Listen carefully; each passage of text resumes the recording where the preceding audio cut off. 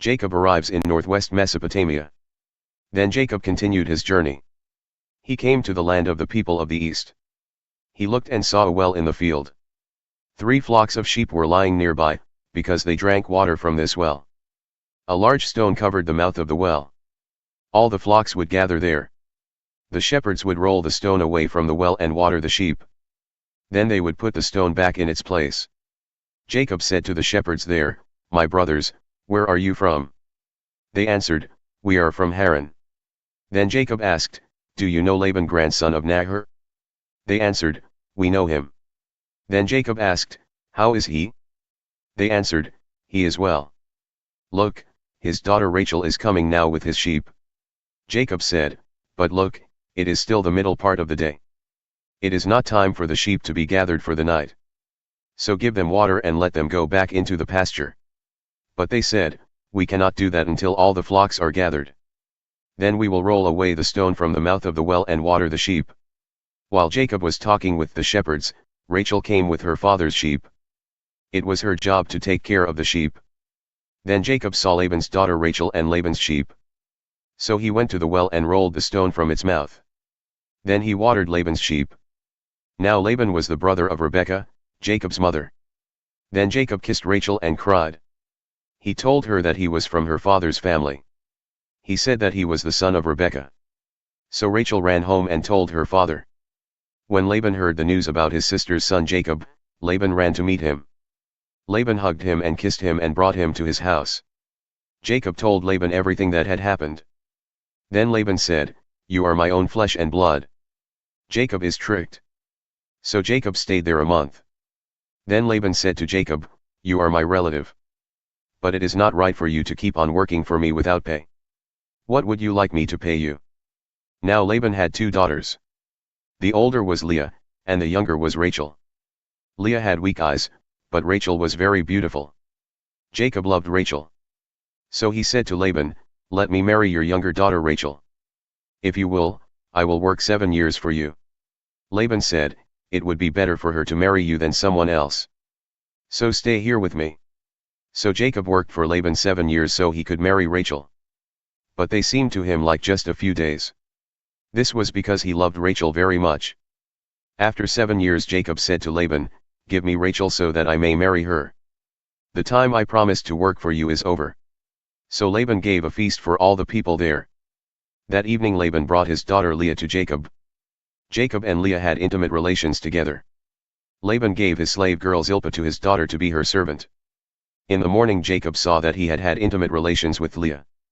He said to Laban, "What have you done to me? I worked hard for you so that I could marry Rachel. Why did you trick me?" Laban said, "In our country we do not allow the younger daughter to marry before the older daughter. But complete the full week of the marriage ceremony with Leah. I will give you Rachel to marry also.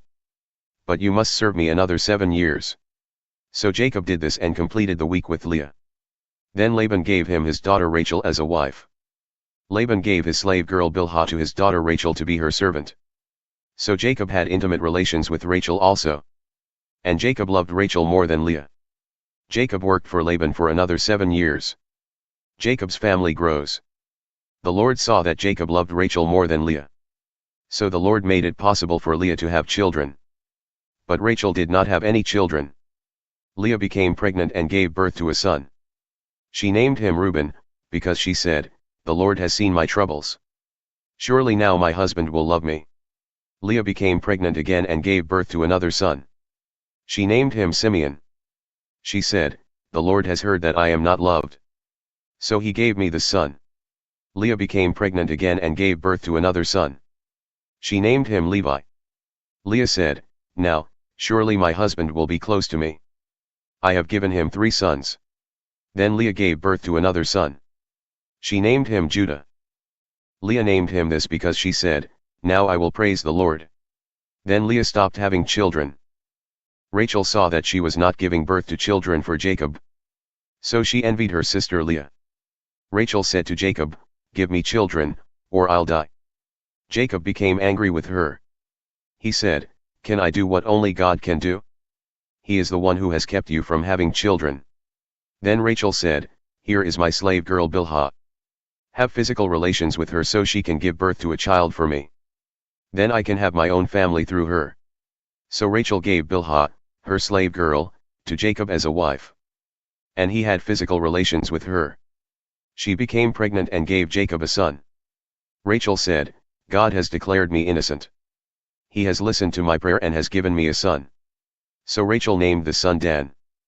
Bilhah became pregnant again and gave Jacob a second son. Rachel said, I have struggled hard with my sister. And I have won. So she named that son Naphtali. Leah saw that she had stopped having children. So she gave her slave girl Zilpah to Jacob as a wife. Then Zilpah had a son. Leah said, I am lucky. So she named her son Gad. Zilpah gave birth to another son.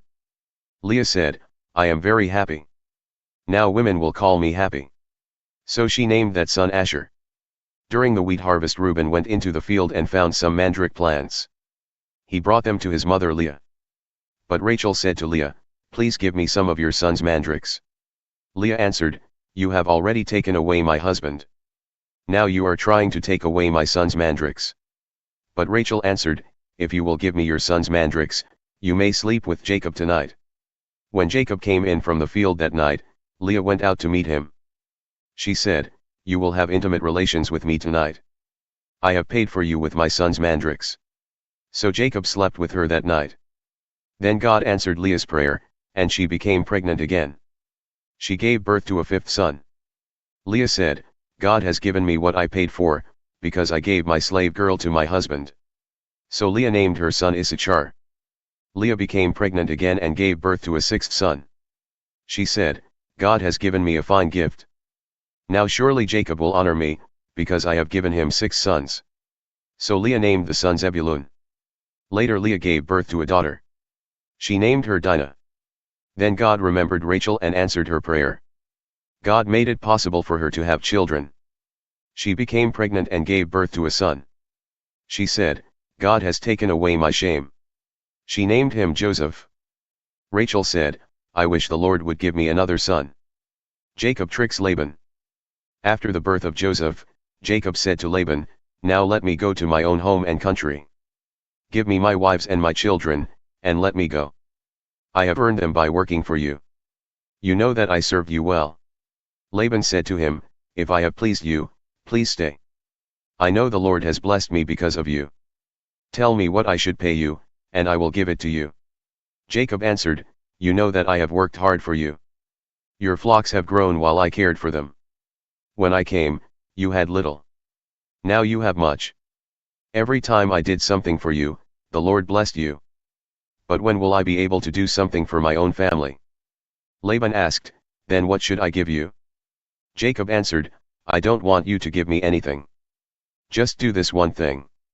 Then I will come back and take care of your flocks. Today let me go through all your flocks of white sheep and black goats. I will take every spotted or speckled lamb. I will take every black lamb and every spotted or speckled goat. That will be my pay. In the future you can easily see if I am honest. You can come to look at my flocks. If I have any goat that isn't speckled or spotted or any sheep that isn't black, you will know I stole it. Laban answered, agreed. We will do what you ask. But that day Laban took away all the male goats that had streaks or spots. And he took all the speckled and spotted female goats, all those that had white on them. And he took all the black sheep. He told his sons to watch over them. Laban took these animals to a place that was 3 days' journey away from Jacob. Jacob took care of all the animals that were left. So Jacob cut green branches from poplar, almond and plane trees. He peeled off some of the bark so that the branches had white stripes on them. He put the branches in front of the flocks at the watering places. When the animals came to drink, they also mated there. So the goats mated in front of the branches. Then the young that were born were streaked, speckled, or spotted. Jacob separated the young animals from the others. And he made them face the streaked and dark animals in Laban's flock. Jacob kept his animals separate from Laban's. When the stronger animals in the flock were mating, Jacob put the branches before their eyes. This was so the animals would mate near the branches. But when the weaker animals mated, Jacob did not put the branches there. So the animals born from the weaker animals were Laban's. And the animals born from the stronger animals were Jacob's. In this way Jacob became very rich. He had large flocks, many male and female servants, camels, and donkeys.